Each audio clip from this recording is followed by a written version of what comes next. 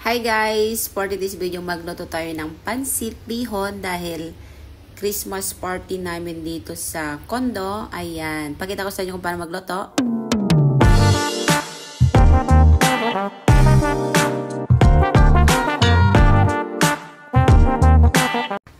Ayan, meron tayong dalawang bihon na golden bihon. Ayan.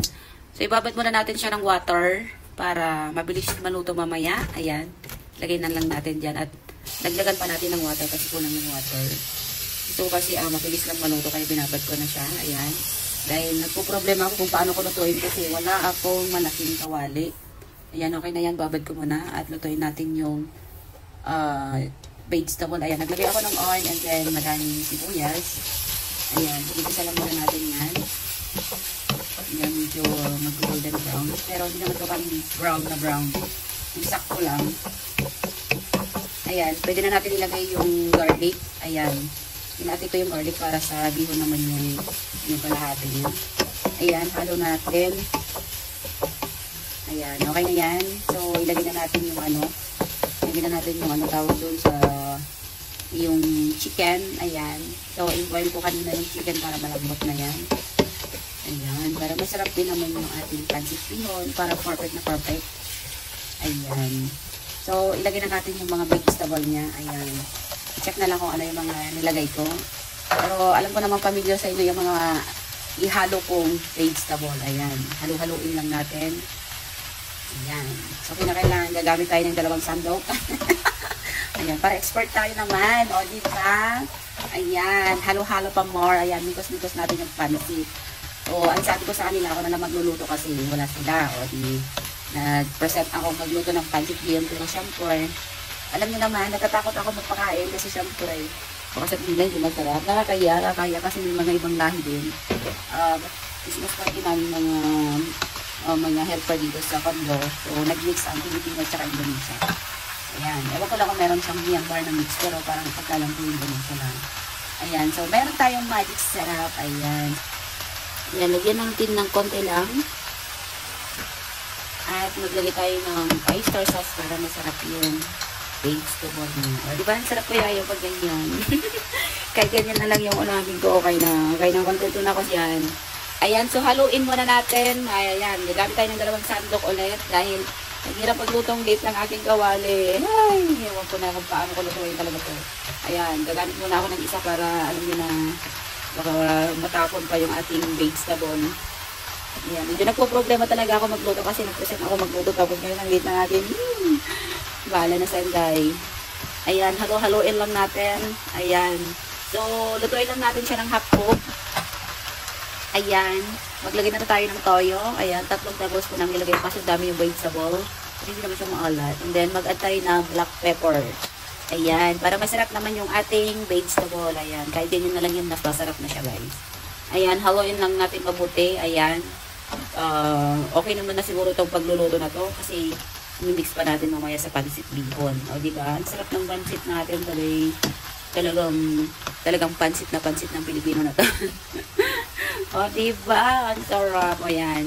Okay na yan. At i-transfer na natin sa lalagyanan. Maghanap pa ako ng kung saan ko ilagay kasi alam nyo na ang hirap talaga magluto ng ganito. Ang liit-liit. Ayan. Haluin pa natin mabuti para yung toyo niya maikalat dun sa vegetable. Ayan, pwede na yan. Pwede na talaga yan. Ayan, okay na yan. So, i-transfer na natin sa lalagyanan dahil alam nyo na. Ayan. Ayan, lipat na natin at ilutuin na natin yung bihon. Okay na yan. Hindi naman overcook yan. Sakto lang. Ayan, maglagay tayo ulit ng mantika para masarap yung bihon natin. Ayan, nilagay na natin yung kalahati kanina yun sa garlic para masarap pa rin yung bihon natin. Ayan. O, diba? Ayan, gisa-gisa lang muna natin hanggang golden brown. So, ayan, okay na yan. So, ilagay na natin yung sabaw ng chicken para alam nyo na masarap yung ating bihon. Ayan, lagay na natin na ito lahat. Pati lang siya ko na kasi alam nyo na ito yung pinag-boilan ko kanina ng chicken breast.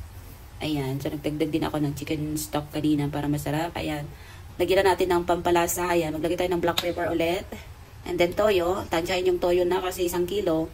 So, 4 na tablespoon yung nilagay ko. And then, maglagay tayo ng all-in-one seasoning kasi kokonti na lang yung ating magic syrup. Ayan, maglagay tayo ng 1 kalahati yung oyster sauce. Ayan, tansyahin natin. Huwag naman natin munang alatan kasi syempre nakakaya sa mga kakain. Ayan. Para mas masarap, maglagay ako ng 1/4 na chicken nor cubes. Ayan. Haluin muna natin. Ayan.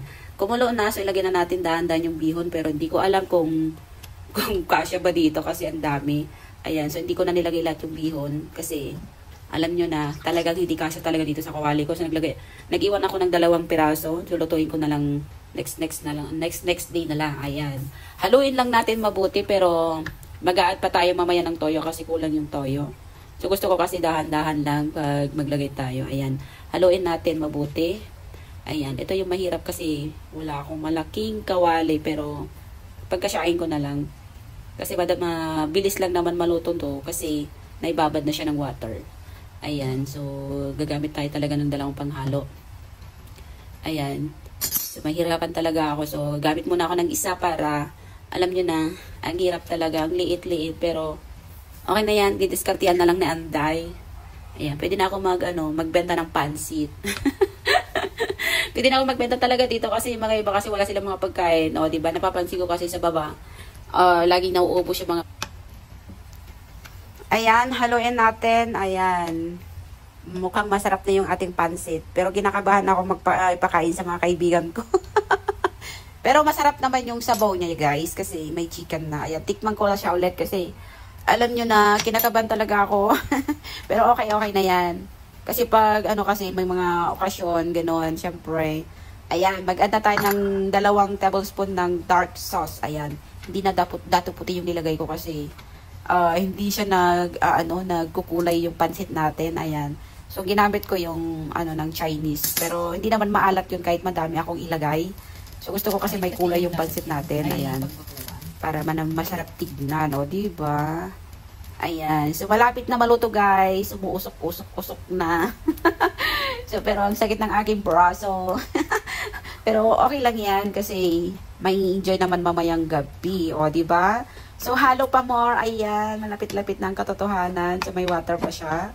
Ayan. So, kailangan natin i-mix mabuti para malagyan ng kulay yung pansit natin. Ayan. Meron akong natirang repolyo. Ayan. So, ilagay ko na dito sa ibabaw. Ayan, para maluluto na siya. Kasi half cook lang din naman pagluluto yan habang may water pa yung bihon natin. Ayan, o diba?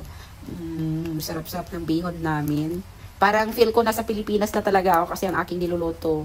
Siyempre, mas masarap talaga yung pansit natin kasi yung pansit dito. Ayan. So, kinakailangan 2 sandok ulit. Ayan, para alam nyo na may mix mabuti yung sabaw, yung pansit bihon natin. Ayan. O, diba? Gusto niya natang makain yung bihon. Ayan. So, mahirap talaga magluto pag maliit yung ating kawali. Pero, okay lang yan. Kayang-kayanin ko talaga yan. So, next time, bibili ako ng tilyasi ko na malaki. Diba? Tilyasi ko na kuma. O, yun. So, ayan, okay na siya, pero kailangan pa natin lutuin mabuti. Kasi mas masarap yung maluto siya mabuti. Ayan, so titikman ko na kung talagang tama na yung lasa. Ayan, perfect talagang pansit bihon na natin. Ayan, haluin pa natin dahil may water pa sa ilalim. Ayan, diba? Nakikita niya may water pa sa loob. So, kailangan medyo natuyo-tuyo na siya. Ayan, so kailangan natin kasi luto na siya, pero kailangan natin bawasan yung bihon para ma-mix natin mamaya yung yung vegetable na unang niluto natin. Ayan, okay na siya, guys, luto na, sarap ng pansit. So, tanggalin ko muna yung mga ibang bihon para ma-mix ko yung vegetable. Ayan, hatiin natin. Kasi hindi talaga kaya pag ilagay natin yung gulay niya. Ayan, so hatiin natin muna. Ayan, okay na yan. At pwede na nating i-mix yung yung vegetable niya, pero haluin po na natin. Ayan, diba? Ang sarap ng bihon. Nakakatakam kumain ng bihon. Sinong gusto ng bihon dyan? Pwede na kayo mag-order sa akin. Charot. Ayan, lagyan na natin yung vegetable niya para naman nagbubukang pansit bihon na natin. Oy! Ayan, haluin pa natin, pero feel ko parang kunti lang yung aking nilagay na vegetable. Dagdagan pa natin. Ayan. So, ang ganda sana to kung malaki yung kawali ko para isahan. Pero wala tayong magawa. Dahil maliit lang yung kawali ng aking madam. Ayan. Sana mag-enjoy kayo kumain. Sana masarapan kayo sa pansit ko. O, diba? Sa halagang $5, makaluto ka na ng pansit bihon dito. Pero yung mahal lang, yung mga ricado niya. Mga vegetable, karne, mga ganun-ginon. Siyempre, kailangan talaga para perfect yung pansit natin. Lahat ng ricado niya. Pero kulang pa nga yung vegetable niya. Pero alam niyo na, expensive din. So, kailangan magtipid. Ayan, $20 yung binigay sa akin. So, nag-additional pa ako. Kasi parang, ano din siya. Mas maganda kasi kung may mga karne din para masarap. Ayan, tikman pa natin ulit. Dahil, syempre, naiya ako magpakain na hindi masarap. Ayan, guys. Tamang-tama ang lasa. Talagang Pilipino food na talaga. Ay, Pilipinong pansit na natin. Ayan. Ayun. Ano, diba? Ang sarap ng pansit. Promise. Ayan, maghanap na tayo ng lalagyan dahil yung natirang bihon, i-mix natin ulit yung yung vegetable niya. Ayan, meron tayong lalagyan. Ayan, hindi ko kaya buhatin kasi mabigat pala guys, mabigat. Pero bawasan natin siya ng konti at ilagay natin namin sana mamaya para mabilis. Pero sa totoo lang, ang sakit ng aking braso. Ayan, bubuhatin ko na para mabilisan. Ayan, parang feel ko naman di naman magkasya kasi ang dami yung bihon, promise. Ayan, so bawasan na naman natin yung bihon kasi hindi siya magkakasya dyan sa tray. Ayan, yung lalagyan natin. So, kailangan i-arrange natin para naman magandang tignan yung bihon natin. O, diba? Ang sarap ng bihon talaga natin, promise. Kahit lagyan mo ng madaming water, hindi siya madudurog. Hindi kagaya dito na malilipis yung bihon nila, pero pag nasubra mo ng water, Diyos ko, hindi mo na alam kung anong mangyayari sa bihon na nila magiging lugaw. Ayan, so hanap pa tayo ng lalagyan dahil yung isa, lutuin natin siya ulit at i-mix natin yung vegetables. So, ayan guys, eto na siya. Ayan, bumili rin ako ng kalamansi para perfect na perfect yung pansit natin. So, ayan guys, thank you for watching. Bye!